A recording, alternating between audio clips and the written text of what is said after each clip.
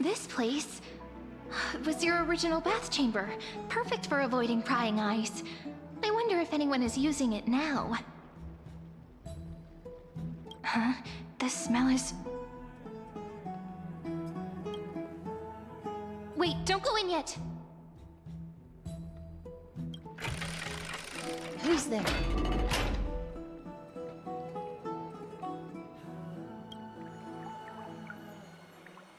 Oh, the little gray fry in pink sea hair.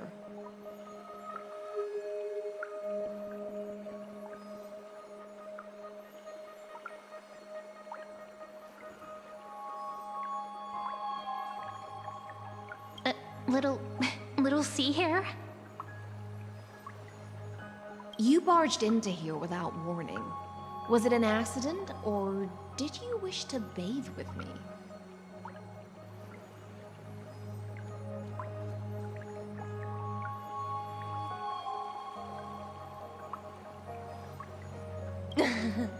What's wrong? The Marmoreal Palace is the reef where I rest. Sorry, we didn't mean to disturb your bath. We'll leave now. It's no big deal. There's no need to panic. This is the natural state for me. People on land force themselves to wear clothes, adding unnecessary constraints. Forget it. If Duck's Goldweaver heard that, she'd scold me again. All right. Please make yourselves comfortable and wait a moment. Let me first wash off the blood of the hunt, and then I'll attend to you two.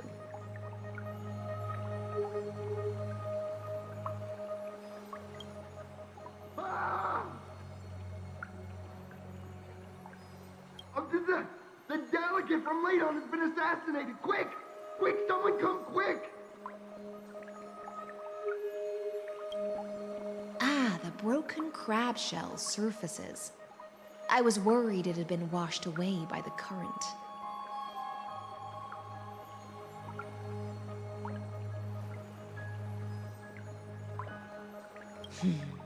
Viciousness is a form of praise to the blade. I see. No wonder there was a faint smell of rust in the air before I even entered. Why? Is it because the Ladonians refused to contribute troops to the Flame Chase journey? Or just because they offended the Imperator? Because the new era of the Flame Chase doesn't tolerate stagnant blood. For the ignorant masses who cling to outdated laws, only bloodletting can wake them up.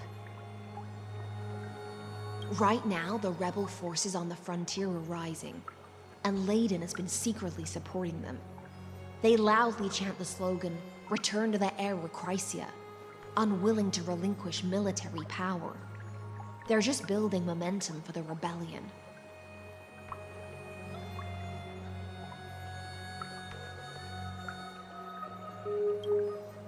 Thinking is a right given to citizens by the Imperator. I won't interfere with your thoughts. As long as you don't try to reverse the current of the times, you and I will both be free. But, Miss Hysilens, I can't even hear the slightest hint of joy in your words. Because I've already tasted ultimate freedom. Long ago, I lived in the sea. In that lightless abyss, far beyond civilization's reach, the great fish consumed the small, and when the great fish perished, their bodies became sustenance for the newborn, nourishing the whole ocean. This is the tide that carries civilization forward. Anyone may be devoured, or meet the fate of inevitable decay. Are you suggesting that ultimate freedom is in fact the cruelest fate for life? I only mean that if life wishes to preserve its dignity, it must first be bound by the law. There's no need for me to say more, little sea hare. we're of one mind. Whether the Imperator's law can guide the schools of fish and lead us to a truly free ocean, let us wait and see. But for now, let's pause this heart-to-heart.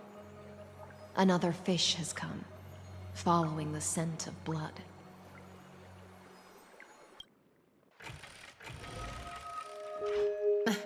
Being your subordinate is such a tragedy. I'm always having to worry about the messes you leave behind. It's simply our duty to the Imperator. All ready to go in an instant. Miss Hysilens, you truly are impossible to predict. Yet you, a golden trout who's always busy all day, suddenly have the time to visit me? Do you think I wanted to come? I suggest you burn some more of the incense offered by our allies, lest my creations be tainted by the reek of fish.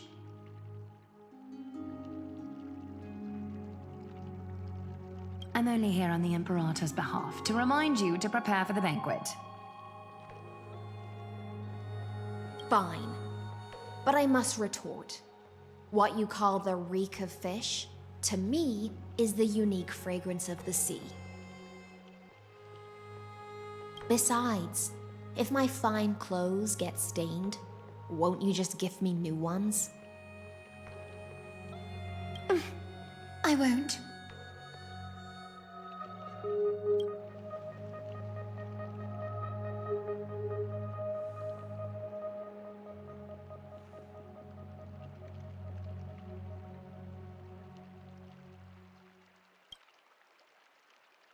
Is that how friendship is described beyond the sky?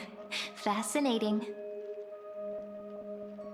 By the way, you both just mentioned a banquet. Could you elaborate on that? Oh, right, you don't know.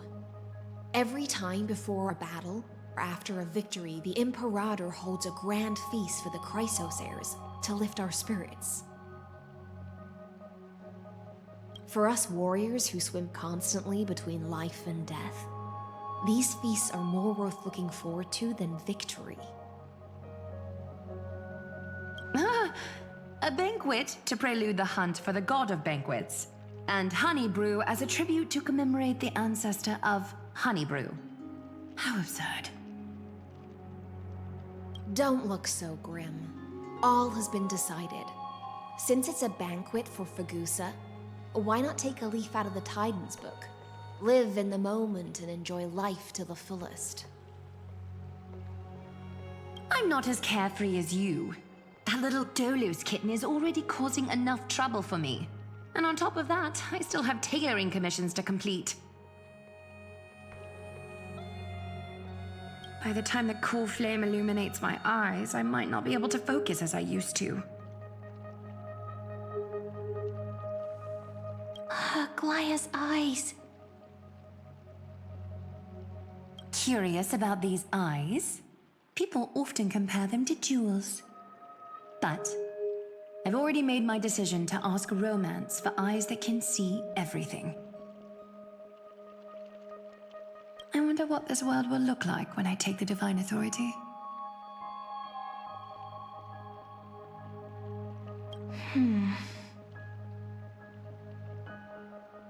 In the future, you will still be the finest weaver in the world. Is this also a prophecy from the Three Fates? It's even more accurate than a prophecy. After all, she has already witnessed it, right?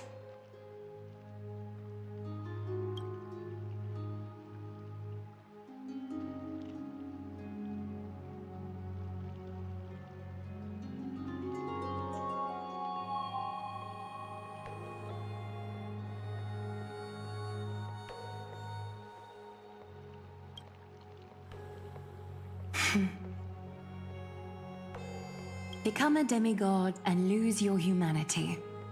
That is the only reply I've received in the countless times I've sought wisdom from the prophecy. But Destiny's fragments are like stitches. Before they're threaded into splendid garments, no one can see their true charm, can they?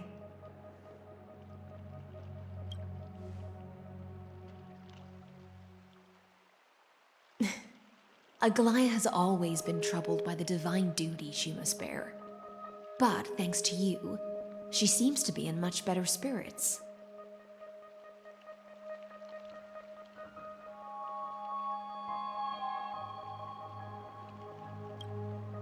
Just as she knows how the spinning wheel trembles, I can sense the smallest changes in the damp air. As for whether we know each other well, I've swum beside her since she was a child. Most of the time, I can understand the whispers in her heart. For those words she was too shy to say herself, I'll raise a glass to you on her behalf. Now, I leave this bath chamber to you. Rest well and prepare yourselves. After all, every time we drink and talk could be the last celebration we have in this life.